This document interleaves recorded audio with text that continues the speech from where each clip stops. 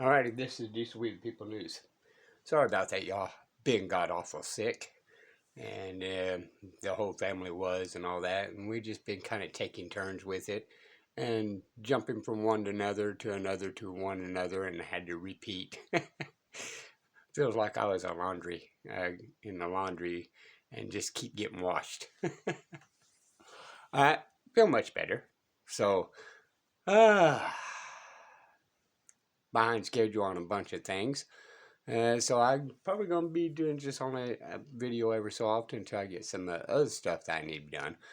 But this was very important. Okay, we're going to go back into this property tax. And there's been great strides of proceeding forward in the legislature in the state of Texas. However, it doesn't change the fact that some of you guys outside of the state may need to get this information as well. So let's start with this.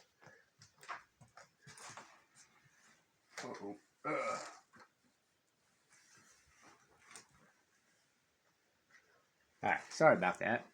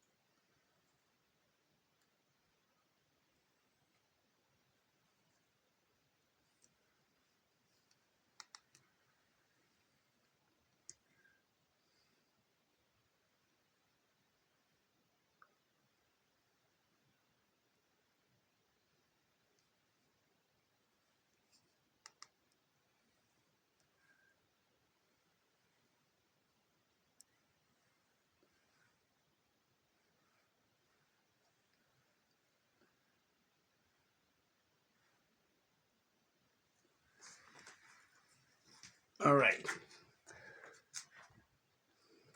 So, if you want more information, check that out. Okay? But, let's hear a little bit about what's going on. And, by the way, this is a new representative. I forgot what town she was in and what county or district. I believe she was District 58. And, so, I did my homework. I sent this stuff off to my representative here in the state of Texas. And by the way, there's been a couple of bills I'm trying to push in there for them to go ahead and pass and try to get that moving. And the Senator King, Senator King, on a bill that definitely does not be passed at all. And that's SB 781. So if you're in Texas with Senator King, tell them to F off. Okay? Let's go. Well, here we go. Let's try.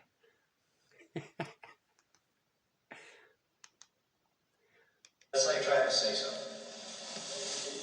We finally did it. We got the tax bill into the politicians' hands, and this is the beginning of the end of property taxes, at least here in the great state of Texas. Now, I woke up super early this morning. I drove all the way from Houston to Dallas, 4 hours one way, just to meet with a politician that is spearheading and taking this bill and wants to be the face of eliminating property taxes here in Texas. Normally I wouldn't put all this effort into talking to a politician, but when it comes to a politician that is really for the people, that really wants to make a change and end property taxes, well, obviously, guys, I'm going to drive here and I'm going to show these people that we're on board with them, and we will do everything that we can to carry on this mission and end property taxes for the entire nation, starting with, of course, Texas. So what I'm going to do today is I'm going to interview this politician. She's with the House of Representatives for Texas. We're going to ask her why she wants to eliminate property taxes and how she plans on helping our cause in doing that. We're also going to have a town hall meeting where she's going to address her constituents, and also she's going to allow Mitch Wexler up on the podium to talk about property taxes. So to clarify, Mitch Wexler, he's the one that's spearheading all this because he did his homework, investigate all the fraud. I've talked about previous videos, right? I'm not all for exactly what he's talking about because he's in the commercial realm. We, the people, still have a private property, but it's still, if they're going to use it in the commercial, might as well take advantage of it and wipe that as well.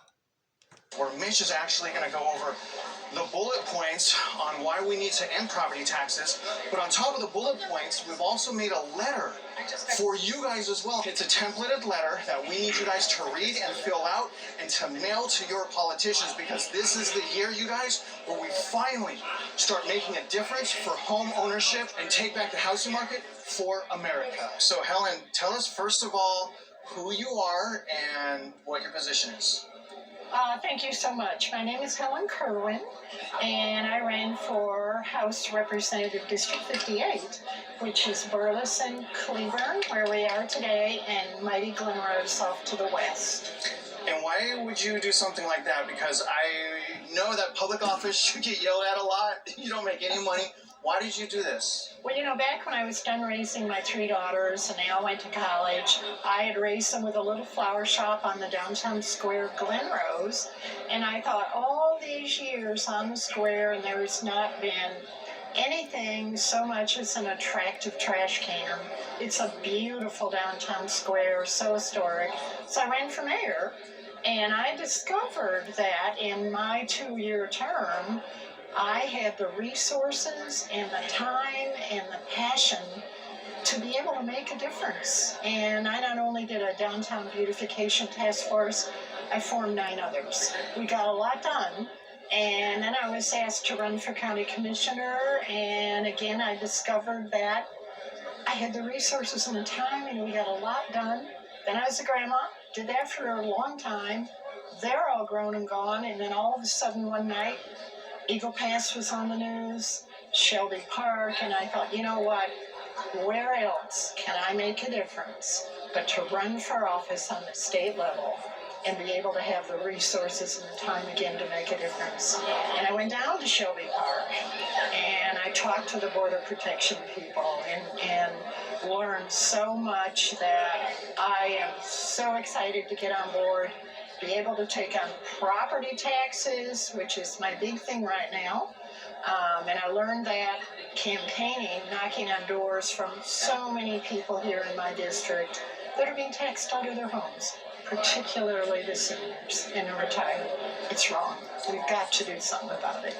Obviously, we're here at a town hall real quick. Let me show the viewers your a whole bunch of constituents are behind you. You're listening to the people. You're trying to make a difference, like you said. Can you tell the viewers, honestly, what do you feel should be done about property taxes? And do we have a real shot at making change? I think that we do have a real shot, simply because of this election cycle. I think the conservatives in America really got up and worked hard to get these 20 through 23. Now, I kind of like her, but she's doing a partisan deal there. Sweetheart, Republicans caused this mess in the first darn place. Okay? So don't sit there and brag about Republicans. Okay? But that being said, in other states, they're doing the exact same thing, and they're Democrats. So it don't matter what party you in, they're committing fraud upon the people. Very conservative members now that are in the House. I've been working with them a month now. They are on board with elimination of property taxes. I am hoping with the many bills that I'm hearing are going to be filed We know of several that are taking different paths. We have one on the VAT tax. We have one with the uniform sales tax. We have one that wants to carve out a line item on the budget. So there's a lot of interest in different paths to get there. If we can get the door opened this session, I think it will be a great success. It would be. And I think really a lot of this has to do with Mitchell as well, because he's been going through the court systems. And I'm led to believe some of these judges probably saying, hey, you guys need to start cleaning this mess up because his stuff is good. And if he gets to the Supreme Court, it's going to wipe everything out. Okay? So I think the judges are kind of actually itching this in as well. Such an honor for Texas to lead the way. Mitch and I have had people across the nation reach out about the property taxes. Sitting here, we heard from your constituents. They know some people that got pretty much kicked out of their house because they can't afford property taxes.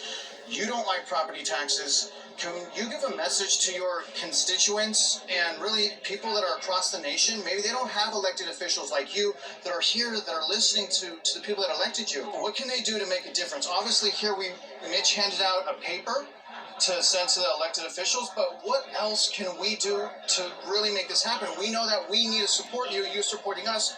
How do we really make this happen? The most important thing is to let your voices be heard. Not once, not twice, not even 10 times. Every single month, even every week, if you can. And not just in your district, not just in your town, at every level of government.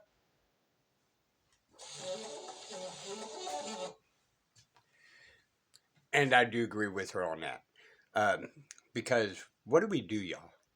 We stay in silence of acquiescence, and we attach agreed to our legislature's terms of laws that pass in behind our backs.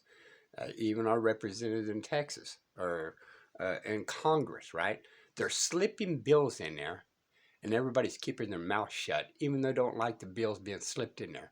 But nobody's saying nothing. The state.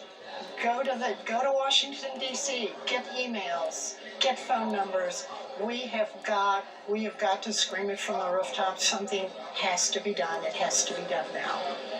And Helen, obviously these people really respect you. A lot of them said that they voted for you because you promised to listen to them. Here you are listening to them. Can you give a message now to our governor in Texas, Governor Greg Abbott, and please tell him why the elimination of property tax is so important to the state of Texas? We have to remember that our citizens always come first. Our constituents. I learned how important that was when I was campaigning and knocking on the doors and hearing the stories of people losing their houses, moving to RV parks, along with their children obviously are going to be going through the same thing. It is so important to address this however we can. I would love to see it addressed in a special emergency session so that we can get it started, get a narrative going, open it up to debate. So many people have so many great ideas. We just have to get that door open. We can't be afraid of it. I know it's drastic, the concept, but you know what? Let's just start. Yeah, and also something as drastic as these people getting kicked out of their house because they can't pay their property taxes, especially fixed income. We talked about that at the town meeting here.